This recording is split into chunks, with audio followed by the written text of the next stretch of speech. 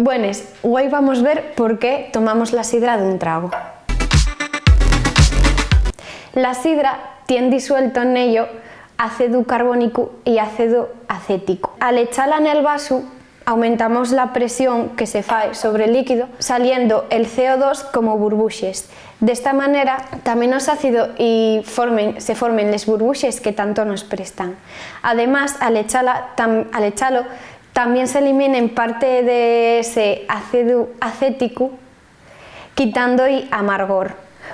Por eso, al beber la sidra a morro, está ácido y no nos presta.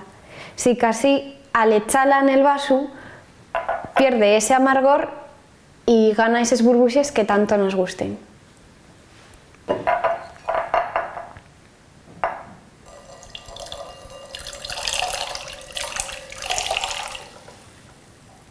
Muchas gracias, vémonos en el siguiente capítulo del laboratorio.